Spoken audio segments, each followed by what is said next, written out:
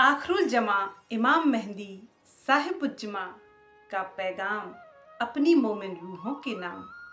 महामती सी प्राणनाथ जी के स्वरूप में इमाम मेहंदी सभी मुसलमानों से कहते हैं कि हे मुसलमानों, आओ और मुझे बताओ, क्या तुम्हारे कुरान में ये नहीं लिखा है कि जो अलिफ लाम मीम का अर्थ खोलेगा वह एक बसर का नहीं होगा, वह खुद खुदा होगा।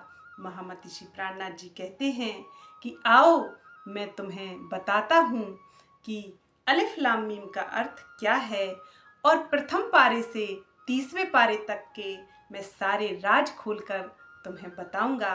तुम जिसका इंतजार कर रहे हो, जिसकी राह देख रहे हो, वह आखिरी ईशा और मूसा और आखिरी उल जमा इमाम मेहंदी मैं ही हूँ। और अलिफ लाम मीम मेरी ही 3 सूरतों के नाम हैं।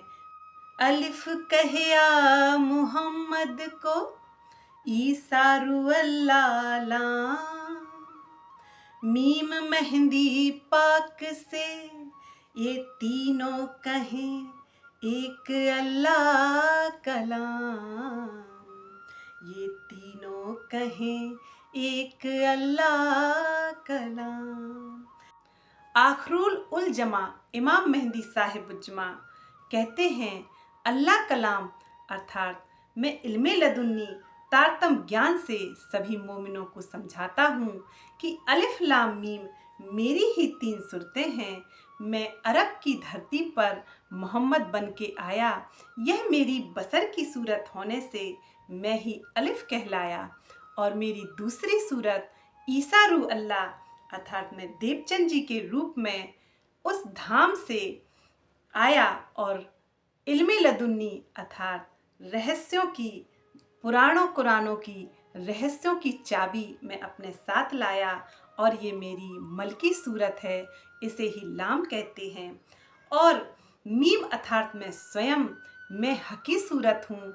इमाम मेहंदी मेरी हकी सूरत है। यहाँ मैं मार्फत का शूर लेकर सब बिद वतन सहित इस नस्वर संसार में मोमिनों को जागृत करने के लिए, उस धाम के सुख याद दिलाने के लिए मैं आया हूँ।